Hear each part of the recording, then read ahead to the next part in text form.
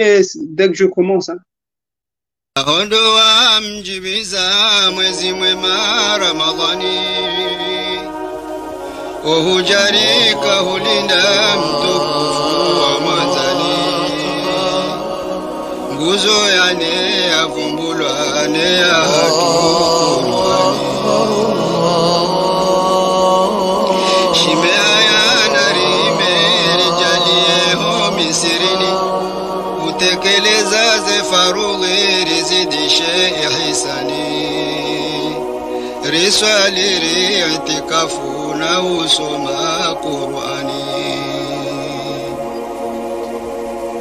ze sunana rienjeze يا نفس فاز الصالحون بالتقى وأبصروا الحق وقلبي تدعوني يا حسنهم والليل قد أجنهم ونورهم يفوق نور الأنجم ترنموا بالذكر في ليلهم فعيشهم قد طاب بالترنم قلوبهم للذكر قد تفرغت دموعهم كلؤلؤ منتهى أسحارهم نور قد أشرقت وخلع الغفران خير الحسن قد حفظوا سنينهم من لهوهم وخشعوا في الليل utundeneza razwa dhahirina za sirini, jua tena za upasa haufunga Ramadhani, mashababi jitahidi rengeza udu hazini. Bismillahir Rahmanir Rahim. Alhamdulillahi Rabbil Alamin. وأصلي وأسلم على المبعوث رحمة للعالمين وعلى آله وصحبه وسلم تسليما إلى يوم الدين أما بعد. اللهم لا سهل إلا ما جعلته سهلا وأنت تجعل الحزن إذا شئت سهلا. رب اشرح لي صدري ويسر لي أمري واحلل عقدة من لساني يفقه قولي. Chers familles, chers enfants, Assalamu alaikum wa rahmatullahi wa barakatuh. Nous voilà pour la deuxième fois pendant le mois de Ramadan, walillahi alhamd, réunis autour du rappel d'Allah subhanahu wa ta'ala avec nos frères, nos sœurs, nos parents, en espérant, incha'Allah ta'ala, qu'au moment que je vous parle, que vous soyez en parfaite bonne santé. Et surtout que les actions, les adorations qu'on fait pendant ce mois béni soient acceptées chez Allah subhanahu wa ta'ala. Comme on l'a dit, Allah nous le dit très clairement dans son saint livre, faites le rappel car le rappel profite aux croyants. Wa dhakkir fa inna dhikra tanfa'ul mu'minin. Ce n'est pas suffisant d'accomplir. Le plus important, c'est que cela soit agréé auprès d'Allah subhanahu wa ta'ala. C'est le plus important.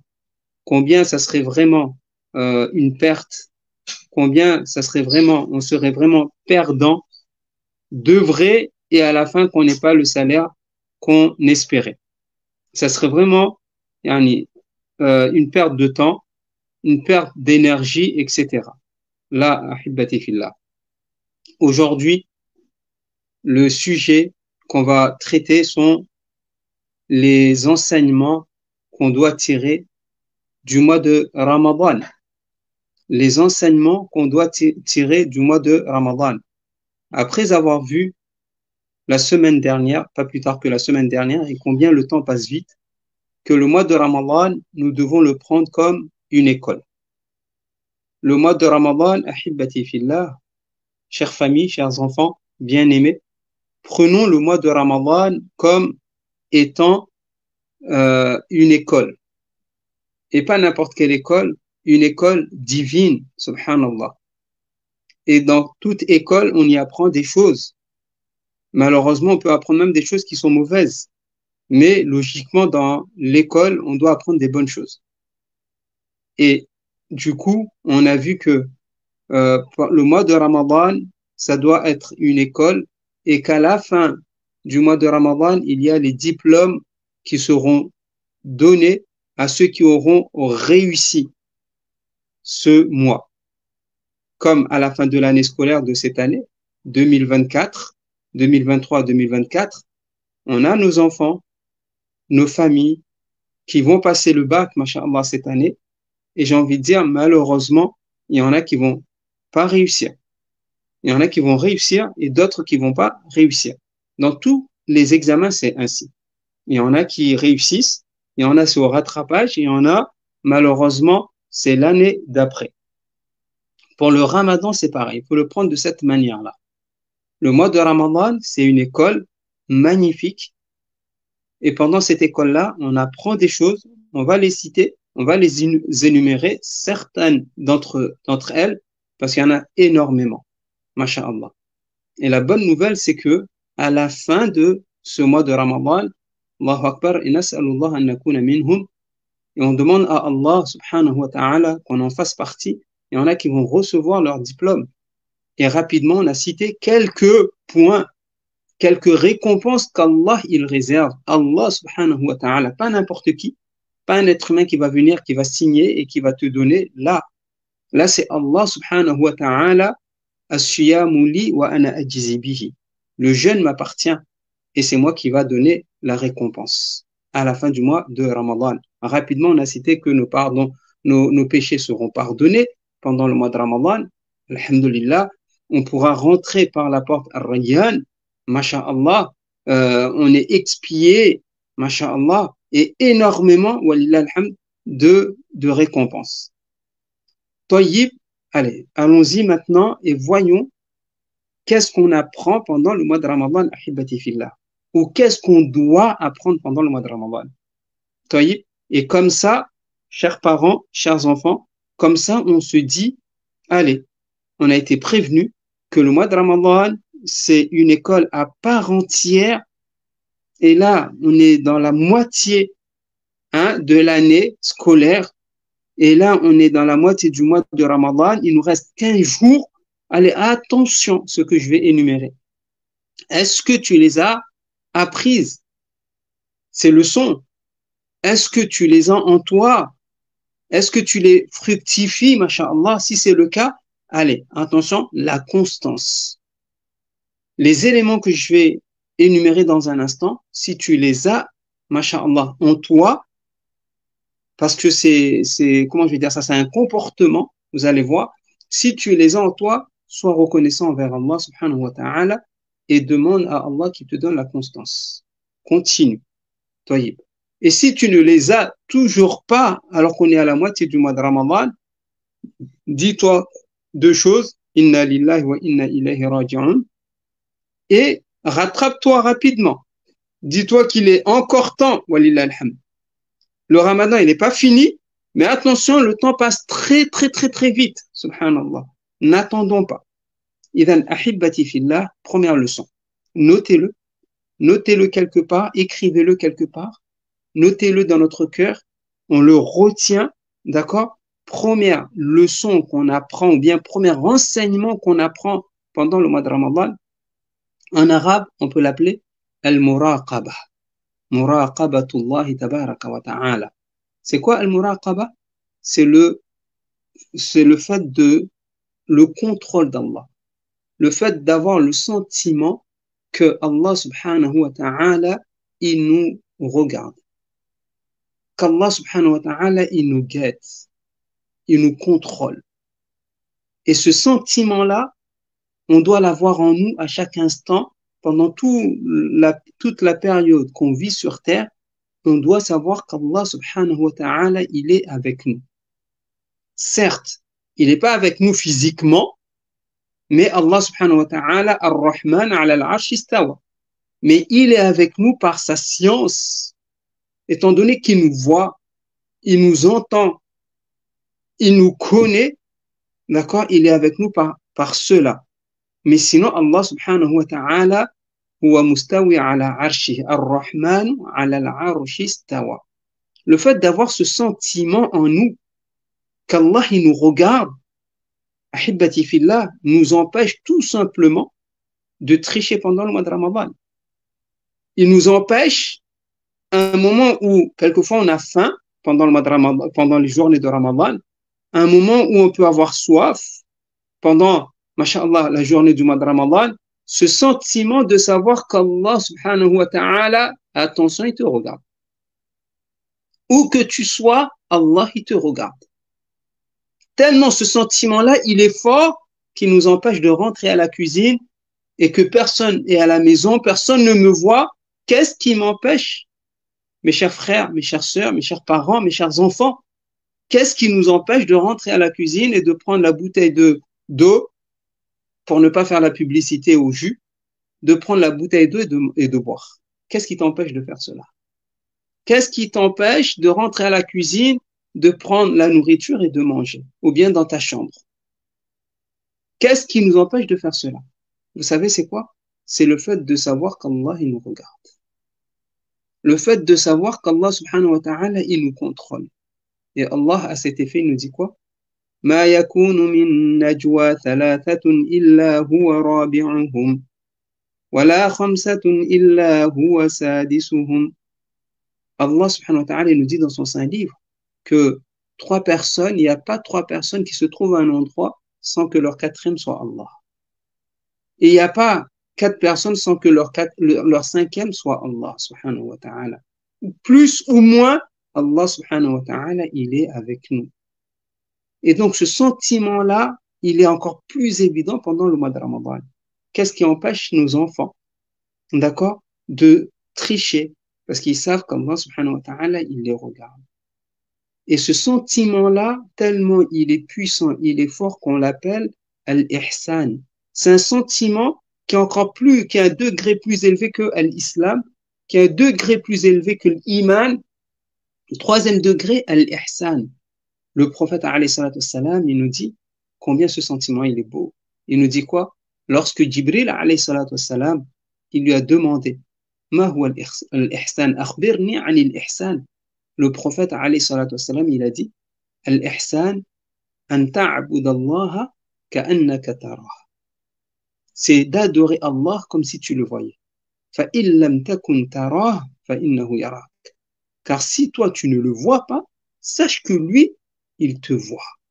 Et donc le fait d'avoir ce sentiment très fort en nous, ancré à l'intérieur de nous, cela doit nous empêcher de commettre les péchés dans notre quotidien. Cela doit nous pousser à faire des actes d'adoration pour Allah. Car Allah subhanahu wa ta'ala, il nous voit. Barakallahu fikum. Donc, premier enseignement, c'est de savoir qu'Allah subhanahu wa ta'ala, yuraqibuna. Il nous contrôle où qu'on soit. Et ça, vous imaginez un instant si ce sentiment-là, encore une fois, il nous accompagne à chaque instant, il n'y a plus besoin de caméra. Il n'y a plus besoin d'investir dans des caméras qui coûtent des millions d'euros. Pourquoi? Parce que la Ummah, elles font attention à Allah subhanahu wa ta'ala. Comme c'était le cas au temps du prophète alayhi salatu wassalam, dans la ville de Médine en l'occurrence, où les Sahaba, ils laissaient leur commerce. Ils laissaient l'or, l'argent qu'ils vendaient, ils laissaient dans leur commerce. Et ils allaient faire la prière, les abusants allaient faire la prière. Subhanallah. Les mécréants, ils s'étonnaient. Mais ils sont où ces gens qui laissent leurs biens à côté? Ils n'ont pas peur qu'on les vole. Et là, la réponse qu'on leur donne, Allah subhanahu wa ta'ala, il est là. Qui va oser voler alors qu'il sait qu'Allah, il le voit, il le regarde? Mais ce sentiment, étant donné qu'il est faible chez nous, justement, on se permet des choses pas permises. On se permet de tricher, on se permet de voler, on se permet de mentir, on se permet énormément de choses qu'on ne doit pas faire. Pourquoi? Parce que ce sentiment qu'Allah subhanahu wa ta'ala, il nous regarde, il est faible chez nous. Donc, apprenons-le pendant le mois de Ramadan. Et comme tu le fais pour le jeûne du mois de Ramadan, fais-le pour les autres adorations, la prière. Ne reste pas chez toi à la maison, devant la télé, ou bien tu fais des choses que tu pourrais mettre de côté, alors que le muaddin dit quoi?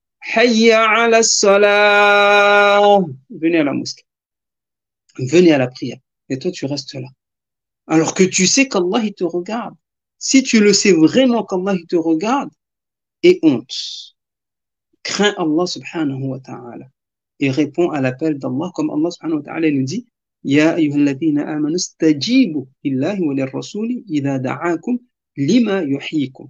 Donc apprenons cette leçon, cet enseignement qui est le sentiment qu'Allah subhanahu wa ta'ala il nous regarde, et pas seulement pour le jeûne du mois de Ramadan, mais pour tout. Toi qui commets des péchés, toi qui sors chez toi pour aller commettre des péchés, fais attention. Alam ya'lam bi anna Allah yara. Ne sait-il pas qu'Allah il le voit? Ne sait-il pas qu'Allah il le voit? Allah il le voit. Donc, on apprend cette première leçon qui est le contrôle permanent d'Allah subhanahu wa ta'ala. Deuxième leçon, on retient, ahibati fillah, c'est que dans le jeûne, il y a le pilier, l'une des conditions d'acceptation de nos adorations. Et dans le jeûne, il est plus évident. Et c'est quoi? Al-ikhlas. On apprend pendant le jeûne du Ramadan d'être des croyants sincères. On apprend la sincérité, al-ikhlas. Comment cela? Parce que tu peux te cacher et manger. Encore une fois, tu peux je vous donne en exemple les autres actes d'adoration. Tu pries, tu vas à la mosquée, mais tu peux, quelquefois, Shaitan rentrer, il peut rentrer en toi et dire, allez, vas-y. Parce que le fait d'aller 5 fois par jour à la mosquée, etc., masha'Allah, les gens, ils vont te glorifier. Masha'Allah, les gens, ils vont t'apprécier. Il y a ce qu'on appelle en arabe ar-riya, l'ostentation qui peut rentrer. Allez, la lecture du Coran, tu lis, masha'Allah, surtout si Allah t'a doté d'une belle voix, tu lis. Shaitan, quelquefois, il peut rentrer, il peut dire, ah, tu vois, tu lis bien, masha'Allah, les gens t'apprécient et tu embellis ta voix pour les gens. Hein, ce qu'on est en train de faire, les dourous qu'on est en train de faire. Vous voyez, là, je suis en train d'enseigner. Ben, Shaitan, il peut rentrer, il peut m'embellir la chose. Ah, tu vois, t'es éloquent, etc. Continue, d'accord? Les gens, ils t'apprécient. Et là, Shaitan, il va avec cet acte d'adoration. Par contre, le jeûne, non, ce n'est pas le cas. Le jeûne, celui qui jeûne du matin jusqu'au soir, comme il faut, comme il se doit, c'est un sincère, la famille. Il est sincère. Pourquoi? Parce que, subhanallah, tu peux dire je jeûne alors que tu jeûnes pas. Tu ne jeûnes pas. Et au fond de toi-même, tu sais que tu ne jeûnes pas. Mais le fait que tu jeûnes, c'est que dedans, il y a la sincérité. Et on a besoin d'être sincère. Sans cette condition-là, nos adorations ne sont pas acceptées. Nos adorations ne sont pas acceptées. Et c'est pour cette raison que, ou bien, Allah il nous dit quoi? As-siyamu li.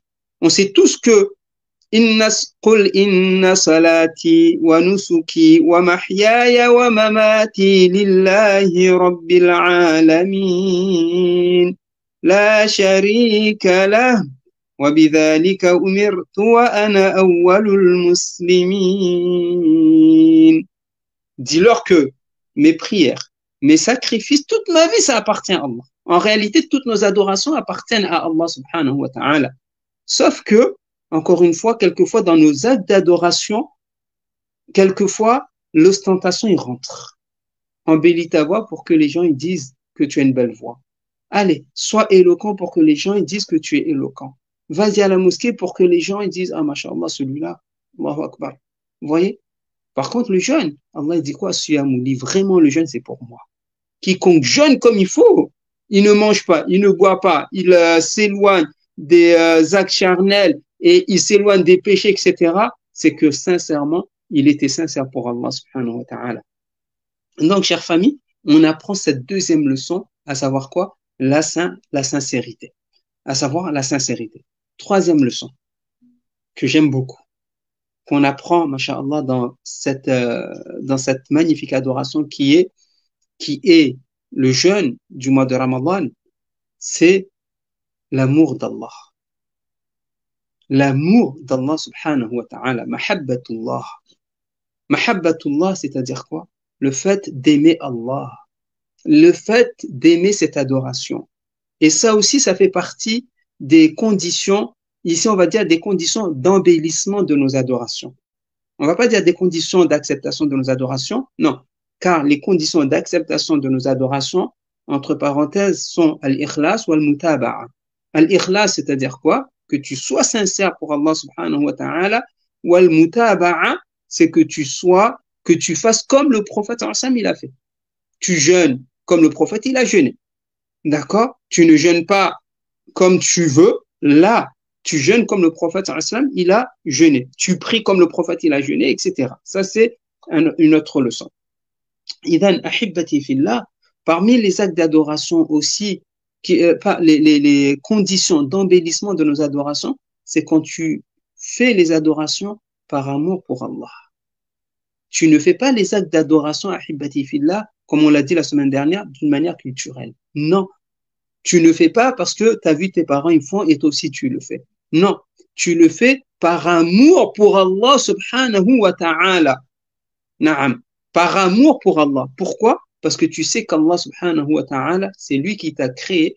Et aussi Allah. Pourquoi par amour pour Allah? Parce que tu sais que cet acte d'adoration qu'Allah il nous a prescrit, il y a du bien dedans. Il y a du khair dedans. Et donc, tu dois aimer Allah et tu dois aimer aussi cet acte d'adoration. Tu dois pas le faire d'une manière, le mot ne me vient pas, tu dois pas le faire seulement sous l'effet de la contrainte. Voilà. Tu ne dois pas le faire d'une manière, allez, je suis contraint. Pourquoi tu jeûnes? Ah, je suis contraint, j'ai pas le choix. Non, non, non, non, ça ne passe pas. Allah subhanahu wa ta'ala nous dit quoi? ذَلِكَ بأنهم كرهوا ما أنزل الله فأحبط أعمالهم. فأحبط أعمالهم. Pourquoi? Allah il a rendu vaines leurs actions. Pourquoi? Parce que كرهوا ما أنزل الله. Ils faisaient les actes d'adoration, mais ils n'aimaient pas cela. Ils n'aimaient pas. D'accord? Ils se lèvent le matin avec beaucoup de difficultés. D'accord? Ils jeûnent avec beaucoup de difficultés. Mais on va dire, ils n'ont pas le choix. Non, ahibbati fillah, on doit faire cela. Wa idha qamu ila salati qamu kusala. Lorsqu'ils se lèvent pour prier, c'est avec beaucoup de difficultés, avec beaucoup de paresse. Non, on doit, wa alaykum salam, on doit comment? On doit adorer Allah subhanahu wa ta'ala wa rahmatullahi wa barakatuh. On doit adorer Allah subhanahu wa ta'ala par amour pour lui, par amour pour cet acte d'adoration qu'on est en train de faire. Tout en sachant encore une fois que ce qu'Allah subhanahu wa ta'ala il nous a ordonné de faire, c'est un khair pour nous. C'est pour cela, ahibbati fillah, Allah il dit dans le jeûne, wa an tasumu khayrun lakum in kuntum ta'lamun. Et le fait de jeûner pour vous est meilleur pour vous. Le fait de jeûner est meilleur pour vous. Donc, ahibbati fillah, dans la troisième leçon qu'on tire et qu'on doit absolument tirer du mois de Ramadan, c'est on doit augmenter, masha'Allah, notre amour pour Allah subhanahu wa ta'ala. Pourquoi? Parce qu'encore une fois, le fait de s'abstenir, le fait de s'abstenir de ce qu'on aime, d'accord? Le fait de s'abstenir de ce qu'on aime, ahibbati fillah, du matin jusqu'au coucher du soleil, cela, on le fait par amour pour Allah, parce qu'on aime Allah, masha'Allah. Demandons à nos enfants. Quelquefois, nos enfants, ils ont faim. Quelquefois, nos enfants, on leur dit même, va manger. Tu peux manger? Non, papa. Non, maman. Je vais tenir par amour pour Allah. Pourquoi? Parce que j'aime Allah, subhanahu wa ta'ala. Et ici aussi, ahibbati fillah, permettez-moi de tirer aussi, on apprend dans cette leçon-là, avant que je l'oublie, le courage. Et ici, je fais honneur à nos petits-enfants, masha'Allah. Nous, allez, on va dire, nous, on est grands. Il n'y a pas besoin de courage pour jeûner. Sauf pour ceux qui, ils n'ont pas l'habitude de jeûner. Et ça, c'est un point pas bon. Normalement, le prophète sallallahu nous a conseillé de jeûner le lundi, jeudi, le 13, 14, 15, et au Arafah, etc. On a l'occasion, d'accord? On a l'occasion de allez, nous entraîner pendant toute l'année. Mais nos enfants, 6 ans, 7 ans, 8 ans, masha'Allah, ils jeûnent. D'accord? J'ai envie de dire, quel courage, chers enfants. Et vous méritez, masha'Allah, qu'on vous fasse honneur à cette heure-ci. Et Fundi Chadouli, là où il est assis, il vous encourage, masha'Allah. Il vous dit, bravo, vous êtes des bons, vous êtes forts, vous êtes costauds, et sachez qu'Allah, il est fier de vous. Quel bonheur. Quel bonheur, chers parents, de voir des enfants, masha'Allah, des enfants qu'on a mis au monde, qui ont l'âge de 6 ans, et qui tiennent le ventre. Oui, mais je vais tenir. Et on sort avec eux, masha'Allah, on sort avec eux pour passer un peu de temps. D'accord? Alhamdulillah, Rabbil Alamin. Donc, on apprend pendant le jeûne le courage aussi, et ça, c'est encore plus évident chez nos enfants. Allez, quelle leçon? 5e leçon qu'on apprend. Et cette leçon-là, j'aimerais, Ahibbati fillah, allez, qu'on le note vraiment et qu'on la comprenne, cette leçon-là. C'est quoi? On apprend pendant le mois de Ramadan ce qu'on appelle at-taqwa. En arabe, en français, on peut dire la piété ou bien la crainte d'Allah subhanahu wa ta'ala. Je répète, pendant le mois de Ramadan, cette qualité-là, ce bon comportement, d'accord, on l'apprend en arabe. Masha'Allah, motivé pour apprendre l'arabe, alhamdulillah rabbil alamin. Et là, les responsables, masha'Allah, des conseils des ulama de Comoriens en France, voilà, on a des auditeurs, des auditrices, masha'Allah, qui veulent apprendre l'arabe. Mettez cela au programme. C'est une responsabilité qu'on a. Barakallahu fik. Donc, on apprend absolument la crainte d'Allah subhanahu wa ta'ala, la piété. La piété. Comment cela? Et je vais vous dire, avant de vous donner la définition de la piété, Taïb, sachez que c'est l'une des raisons pour laquelle Allah subhanahu wa ta'ala, il nous a prescrit le jeûne du Ramadan. Je répète, l'une des raisons pour laquelle Allah subhanahu wa ta'ala, il nous a prescrit le jeûne du Ramadan, c'est pour qu'à la fin du mois de Ramadan, qu'on acquiert cette leçon, qu'on acquiert cet enseignement qui est la piété, la crainte d'Allah, qu'on acquiert dans notre cœur et dans notre quotidien, la crainte d'Allah subhanahu wa ta'ala. Wa dalil, dalil c'est quoi? La preuve qu'Allah il nous a prescrit le jeûne du mois de Ramadan pour atteindre la piété. Et avant de citer le dalil, c'est de dire, du coup, celui qui sort du mois de Ramadan et qui n'a pas acquis la piété, qui n'a pas acquis cet enseignement-là, le diplôme, il l'aura pas à la fin du mois de Ramadan. Désolé. Désolé d'être sec, mais ce diplôme magnifique qui nous attend, bi'idnillah tabaraka wa ta'ala, à la fin du Ramadan, tu ne l'auras pas. Pourquoi? Parce que le but du mois de Ramadan, tu ne l'auras pas. Vous croyez qu'Allah subhanahu wa ta'ala nous a prescrit le mois de Ramadan pour perdre des kilos?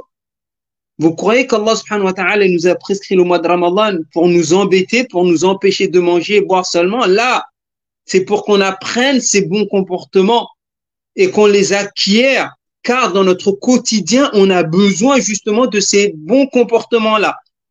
Muraqabatullah, la sincérité, le contrôle permanent d'Allah, le courage et la piété. On a besoin de cela. Naam. Allah à cet effet il nous dit quoi? Ya ayyuhalladhina amanu kutiba alaykumus siyam kama kutiba ala alladhina min qablikum la'allakum tattaqun. Allah il nous appelle Ya ayyuhalladhina amanu, ô vous qui avez cru. Nas'alullah an nakuna minhum. On demande à Allah qu'on soit vraiment. Et ici, il y avait mon cher Abu Bakr Jazairi, rahimahullah, quand il faisait le tafsir et quand il lisait un verset comme ça qui commence par Ya ayyuhalladhina amanu, il nous disait, nous ses élèves, Qulu labbaik Allahumma labbaik. Répondez. Il disait qu'on doit dire labbaik Allahumma labbaik. Tayyib, Et après, il disait, car Allah, quand il appelle ses serviteurs, c'est pour soit leur dire, faites quelque chose qui est bien pour eux, ou bien pour leur dire, laissez nous interdire quelque chose qui est mauvais pour nous. Donc, répondez, dans tous les cas, répondez. Naam. Et donc, Allah subhanahu wa ta'ala, il nous a prescrit le jeûne du Ramadan comme il l'a prescrit au peuple passé. Pourquoi? La'allakum tattaqun. Afin que vous atteigniez à la fin at-taqwa. Afin que vous goûtiez, masha'Allah, à la fin du mois de Ramadan, cette magnifique qualité, comportement, adoration qui est la crainte d'Allah subhanahu wa ta'ala. Et encore une fois, avant de donner la définition de la crainte d'Allah subhanahu wa ta'ala, mettons-nous cela dans notre tête que le but de cette adoration, et je dirais même que le but de toutes les adorations, le Ramadan, le Hajj, la prière, Zakat, Birrul Walidain, toutes ces adorations, leur but c'est quoi? C'est comment je vais dire ça? D'acquérir la piété. C'est quoi le dalil Fundi? Qui montre que le but de nos adorations, c'est d'acquérir la piété. قوله تبارك وتعالى في سورة البقرة يا أيها الناس اتقوا ربكم الذي خلقكم والذين من قبلكم لا يا أيها الناس اعبدوا ربكم الحمد لله يا أيها الناس اعبدوا ربكم الذي خلقكم الذي خلقكم والذين من قبلكم لعلكم تتقون لعلكم تتقون. Ô vous les gens, ô vous les êtres humains, adorez Allah. اعبدوا ربكم, adorez votre Seigneur. Et à la fin, il nous dit quoi? لعلكم تتقون. En adorant Allah subhanahu wa ta'ala, en faisant la prière, en faisant le Ramadan, en faisant le Hajj, etc., cela va engendrer dans notre cœur sa crainte, la crainte d'Allah subhanahu wa ta'ala. Je répète une troisième fois, le but de la prescription, l'une des buts de la prescription du jeûne, car il y en a énormément, mais le plus évident, c'est qu'à la fin, on sort du mois de Ramadan en étant des serviteurs pieux, en étant des serviteurs qui le craignent, et on a besoin de cela. Naam. Et c'est quoi la crainte d'Allah du coup? La crainte d'Allah, ahibbati fillah, il y a plusieurs définitions. La crainte d'Allah subhanahu wa ta'ala, c'est le fait de faire ce qu'Allah t'ordonne de faire et de délaisser ce qu'Allah subhanahu wa ta'ala te dit de laisser. Je répète, la crainte d'Allah subhanahu wa ta'ala, c'est quoi? C'est le fait de faire ce qu'Allah subhanahu wa ta'ala il t'a ordonné de faire et de laisser ce qu'Allah subhanahu wa ta'ala il t'a dit de laisser. Voilà, quelqu'un qui dit moi je crains Allah, cette personne qui dit je crains Allah, elle doit être prête à laisser ce qu'Allah subhanahu wa ta'ala lui ordonne de laisser. Elle doit être prête aussi à faire ce qu'Allah subhanahu wa ta'ala leur donne de faire. Voilà la vraie crainte. Mais que la crainte réside seulement au niveau de notre langue et qu'elle ne dépasse pas notre langue. Moi, je crains Allah. Tu pries? Non, je prie pas. Tu fais le Ramadan? Non, je fais pas le Ramadan. Tu fais quoi? Bah, moi, je suis musulman, mais non pratiquant. La hawla wa la quwwata illa billah. Ça passe pas, ahibbati fillah. C'est pas une crainte, ça. Et j'aime beaucoup aussi la définition de Abu Huraira, radiallahu anhu wa anhu ajma'in, qui a répondu à cette question quand on lui a demandé qu'est-ce que c'est la crainte d'Allah. Il a donné une image, masha'Allah. Il a dit, imagine quelqu'un qui est en train de marcher sur une terre où il y a shawka, où il y a des épines. Tu marches dans un endroit où il y a des épines. Ça pique. Comment tu vas marcher? D'accord? La personne, elle a dit, ben, je vais faire attention où je mets mon pied. Et quoi, voler? Il a dit, je vais faire attention où je mets mes pieds. Et après, il lui a dit quoi? Hadi at-taqwa. C'est ça, la taqwa. c'est de faire attention à ce que tu fais. C'est de ne pas te trouver un endroit qu'Allah ne veut pas que tu te retrouves. De ne pas te retrouver un endroit où Allah ne veut pas que tu sois. Pourquoi tu es à tel endroit avec telle personne que tu ne dois pas être avec elle? Pourquoi? Et à la fin, tu dis que tu crains Allah. Pourquoi aux heures de prière, salat subh, tu es au lit en train de ronfler alors que c'est l'heure de subh et tu n'as pas mis ton réveil? Pourquoi? C'est ça la crainte d'Allah. Pourquoi tu manges le bien de l'orphelin? Pourquoi tu triches? Pourquoi tu voles? Pourquoi tu ne pries pas? Pourquoi tu n'éduques pas tes enfants comme il faut? Pourquoi tu ne portes pas le hijab, les habits du musulman? Pourquoi? Et tu continues à dire, tu crains Allah. Non, ce n'est pas une vraie crainte. La vraie crainte doit te pousser à adorer Allah subhanahu wa ta'ala. Doit te pousser à laisser ce qu'Allah subhanahu wa ta'ala te dit de laisser. C'est ça la vraie crainte d'Allah subhanahu wa ta'ala. Et bien sûr, on n'est pas des anges. Ça va de soi. Et bien sûr, on a des failles. Mais ahibbati fillah, notre crainte doit nous pousser à ne pas commettre les grands péchés. Je répète, notre crainte doit nous pousser à ne pas commettre les grands péchés. Les grands péchés, ne nous en parle pas, Fondi, nous on ne connaît pas les grands péchés. Allahu Akbar. Naam. La taqwa doit nous pousser, lorsque tu commets un péché, de demander pardon. La taqwa. Tu crains Allah pendant ce mois, ça doit te pousser à parfaire ton adoration. Si tu sais que tu as été injuste envers une tierce personne, proche ou lointaine, la taqwa, elle doit te pousser à aller demander pardon.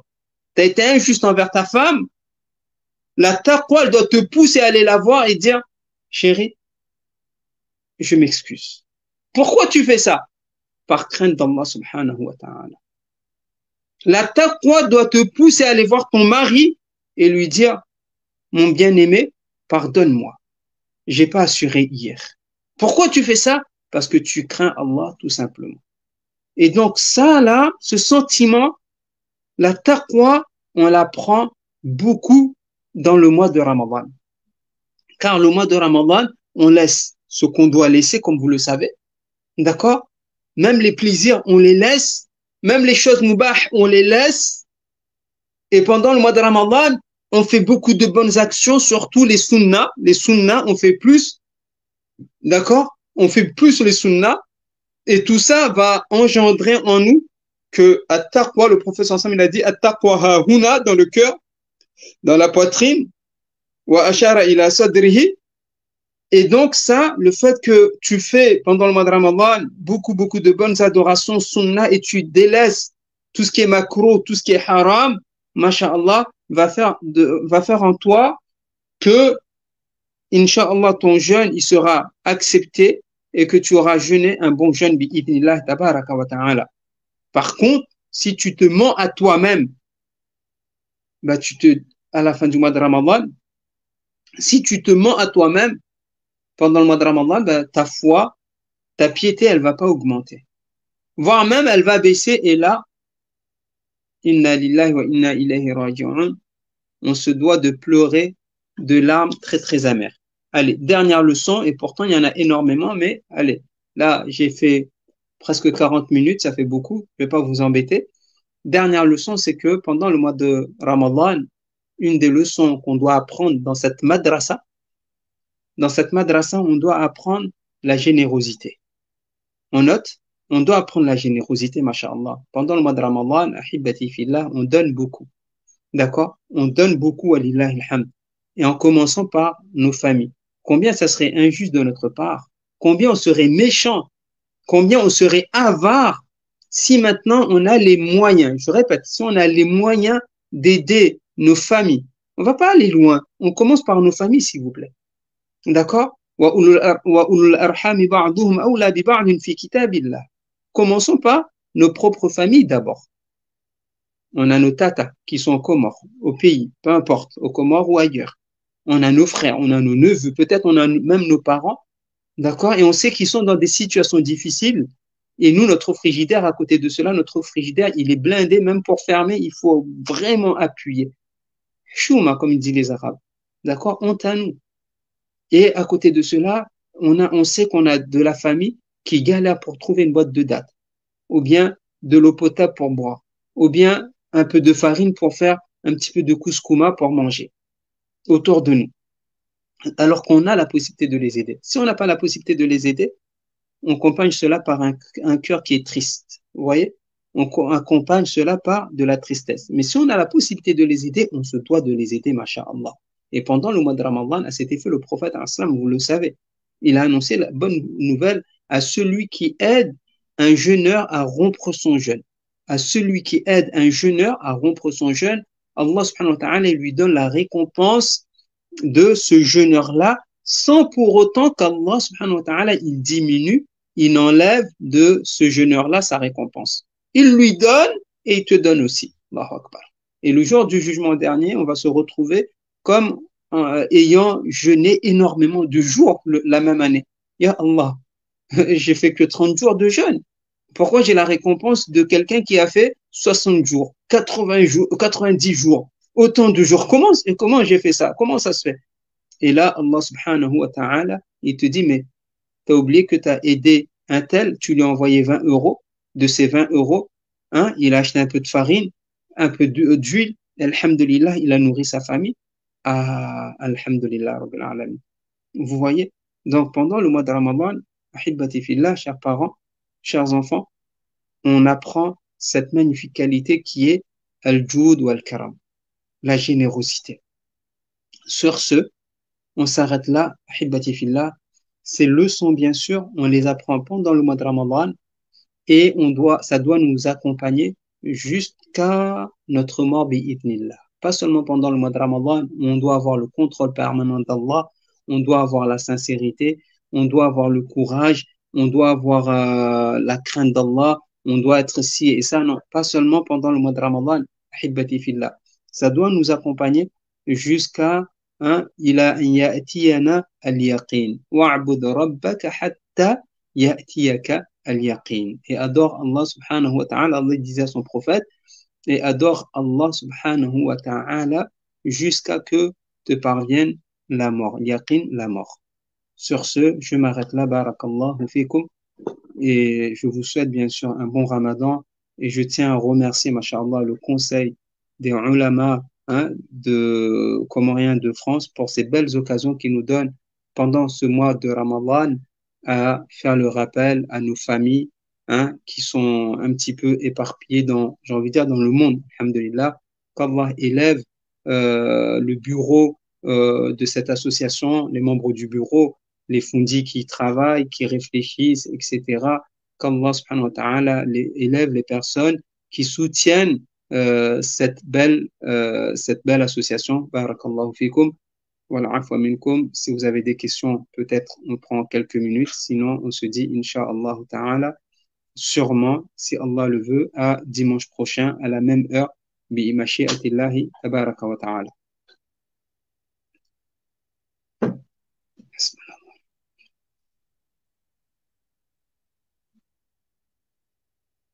Barakallahu fik. En espérant, Inch'Allah, que vous avez tiré le son, que vous avez profité. Inch'Allah, c'est le but, qu'on soit parmi ceux qui écoutent attentivement et qui mettent en pratique et aussi qui propagent. D'accord? Et qui propagent. Donc, c'est pour cela qu'on vous conseille, on se conseille de partager, Inch'Allah, ces durus, cette chaîne ou ces chaînes. On vous conseille cela, pour que, Yawm al-Qiyamah, vous ayez ou qu'on ait beaucoup de récompenses. Pourquoi? Tout simplement parce qu'on aura partagé. Si vous voyez que c'est nécessaire, que ces leçons, masha'Allah, elles sont bénéfiques pour vos proches, partagez bimashi'atillah.